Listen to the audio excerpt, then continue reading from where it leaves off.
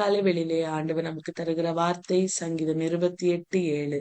கர்த்தர் என் பலனும் என் கேடகமாயிருக்கிறார். என் இருதயம் அவரை நம்பி இருந்தது. நான் சகாயம் பெற்றேன். ஆகையால் என் இருதயம் களிகூறுகிறது. என் பாட்டினால் அவரை துதிப்பேன். அன்பான தெய்வ பிள்ளைகளே, இந்த நாளின் காலை வெளியிலே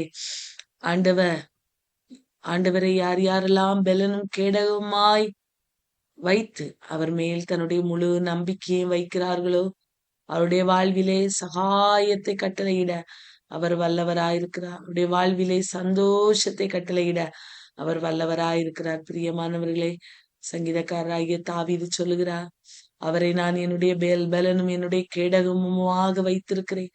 என்னுடைய சூழ்நிலைமைகளை பார்த்து அல்ல, என்னுடைய சூழ்நிலைமைகளை காட்டிலும் பெரியவராயிருக்கிற அப்பாற்பட்ட அற்புதங்களை செய்கிற அவரை நான் முழுவதும் நம்பியிருக்கிறேன். அவர் என்னுடைய பலன், அவர் என்னுடைய கேடகம், என்னுடைய இருதயம் அவரை நம்பி இருக்கிறது. ஆகவே நான் சகாயம் பெற்றேன் என்று சொல்லுகிறதை பார்க்கிறோம். இந்த காலை வேளையிலே நம்முடைய இருதயம் அவரை நம்பி இருக்கிறதா? இந்த புதிய மாதத்திலே எனக்கு சகாயம் வேண்டும், நான் அவரை நம்பி இருக்கிறேன், நான் அவரை நம்பி இருக்கிற நம்பிக்கையின்படி அவருடைய இரக்கங்கள் எனக்கு கிடைக்க வேண்டும் என்று யார் யாரெல்லாம் விரும்புகிறீர்களோ அத்தனை பேரும் ஒன்றை மாத்திரம் நாம் செய்ய வேண்டும். எல்லா சூழ்நிலைமைகளிலும் அவரின் பலன், அவரின் கேடகம், கர்த்தரின் பலன், கர்த்தரின் கேடகம், நான் அவரை நம்பி இருக்கிறேன் என்று சொல்லி நாம் அறிக்கையிட வேண்டும். பிரியமானவர்களே, ஒவ்வொரு நாளும் அறிக்கையிட விசுவாசத்திலே வளருகிறவர்களாய் நாம் மாறுவோம். ஆண்டவருக்குள்ளாய் விசுவாசத்திலே வளர வளர ஆண்டவர் நம்மை அவருடைய விசேஷித்த நன்மைகளினால கிருபைகளினால நிரப்பி அவர் வழி நடத்த அவர் போதுமானவராயிருக்கிறார். தாவீதுக்கு செய்தார் அல்லவா, அவருக்கு சகாயத்தை கொடுத்தார் அல்லவா. அந்த மாதம் முழுவதில் நம்மை களிகூற செய்ய அவர் வல்லவராயிருக்கிறார். அவரை நம்பின பிள்ளைகளை அவர் ஒருபோதும் கைவிடவே மாட்டார். பிரியமானவர்களே, அவரை நம்புவோம், அவரை சார்ந்து கொள்வோம். அவரின் கேடகம், அவரின் பலன், நான் அவரிடத்திலிருந்து சகாயம் பெறுவேன், அவர் என்னை கைவிட மாட்டார், என்னை தாங்குவார் என்கிற நம்பிக்கையான வார்த்தைகளை, விசுவாசமான வார்த்தைகளை அறிக்கை செய்து விசுவாசத்திலே வளருவோம். ஆண்டவர் நம்முடைய வாழ்விலே அற்புதங்களை செய்வார். பிரியமானவர்களே, இந்த சங்கீதத்திலே நாம் பார்க்கும்போது, இந்த சங்கீதம் 28வது சங்கீதத்திலே பார்க்கும்போது தாவீது ஒரு வித்தியாசமான ஒரு விண்ணப்பத்தை ஆண்டுடைய சமூகத்துல வைக்கிறார். சொல்லுகிறார், எம்மை நோக்கி கூப்பிடுகிறேன் ஆண்டவரை, நீ கேளாதவர் போல இராதீங்க, நீ மௌனமாயிருந்தார் நான் குழியில் இறங்குறவர்களுக்கு ஒப்பாவேனே ஆண்டவரே என்று சொல்லி தாவீது சொல்லுகிறதை பார்க்கிறோம். நான் உடைய சந்நிதிக்கு நேராக நான் கையெடுக்கையில் என் விண்ணப்பங்களின் சத்தத்தை கேட்டருளும் என்று சொல்லி தாவீது சொல்லுகிறதை பார்க்கிறோம். தாவீதினுடைய இருதயத்திலே ஆண்டுடைய சந்நிதியின் மேல ஒரு வாஞ்சை இருந்தது, ஒரு தாகம் இருந்தது. ஆகவேதான் அவர் சொல்கிறார், நான் அவரை நம்பினேன், ஆகவே சகாயம் பெற்றேன்.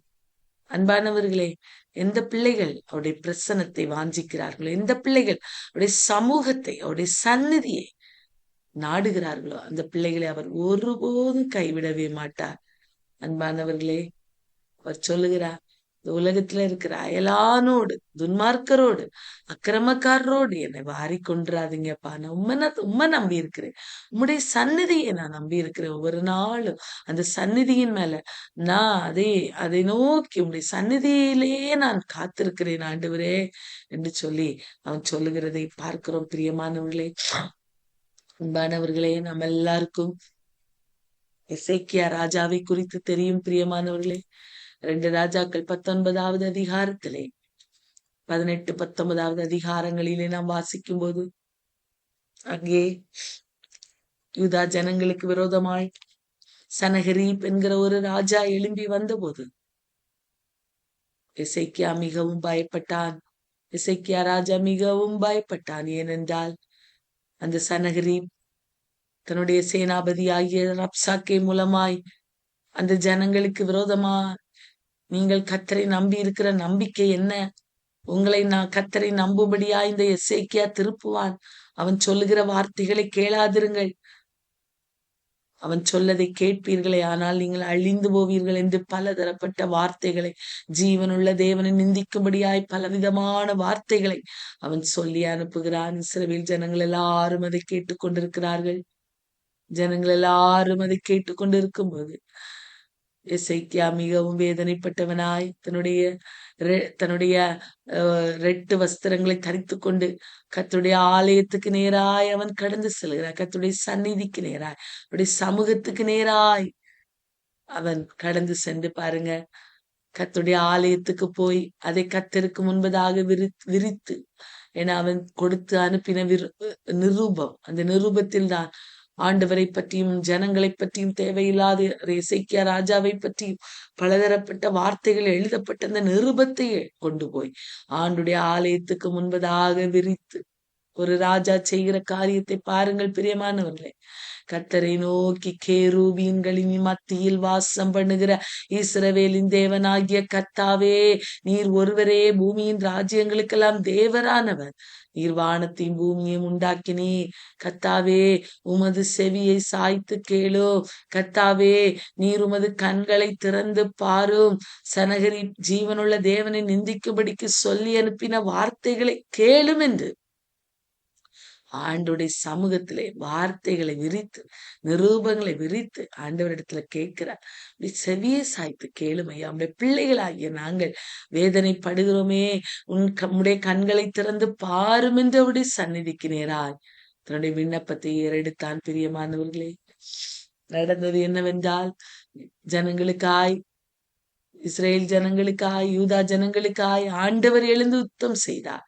சனகரிப்பை செத்த முகமாய் திரும்பி போகும்படி பண்ணினான். அவன் என்னதெல்லாம் பேசினான், ஒன்றும் செய்ய முடியாதபடிக்கு அவன் செத்த முகமாய், ஏன்னா கர்த்தருடைய தூதன் அவர்களுக்காய் யுத்தம் பண்ணினான். பாளையத்திலே அவருடைய 1,70,000 மேற்பட்ட ஜனங்களை கர்த்தருடைய தூதன் கொன்று குவித்தான். சனகரிப்பினுடைய பாளையத்திலே கொன்று குவித்தான்.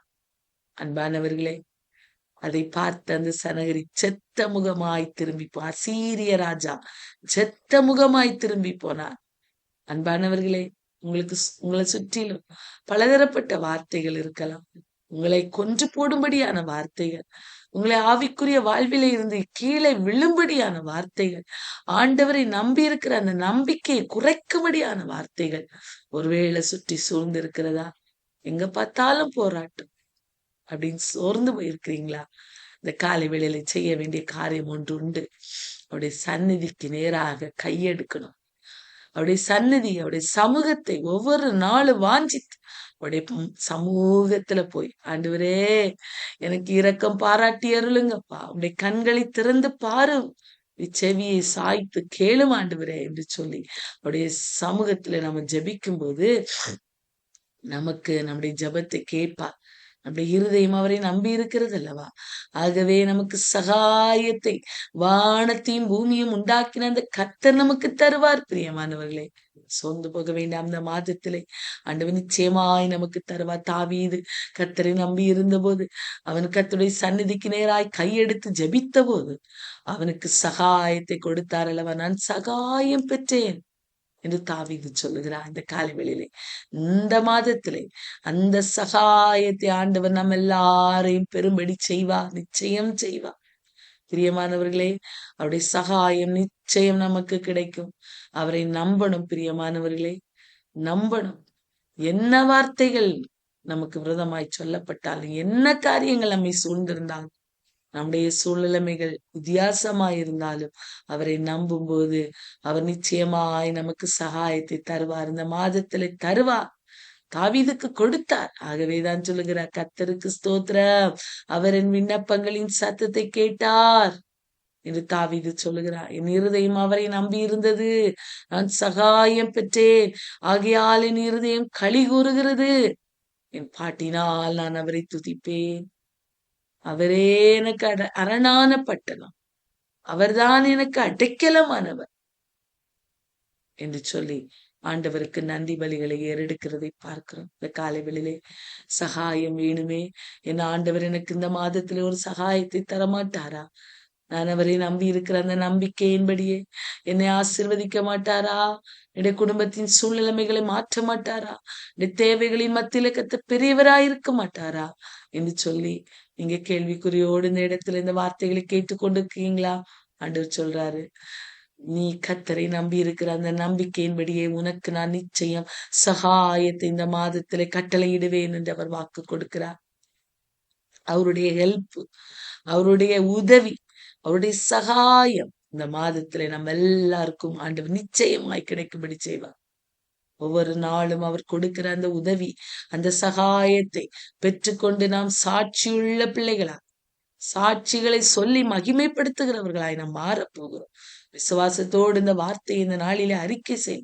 எப்படி ஒரு எசேக்கியா கர்த்தருடைய சந்நிதியிலே போய் தன்னுடைய ஜெபத்தை சொன்னபோது ஆண்டவர் கர்த்தருடைய தூதனை அனுப்பி அவர்களுக்காய் யுத்தம் செய்தார் அல்லவா? இந்த மாதத்திலே அதை நிச்சயம் நமக்கும் செய்வார்.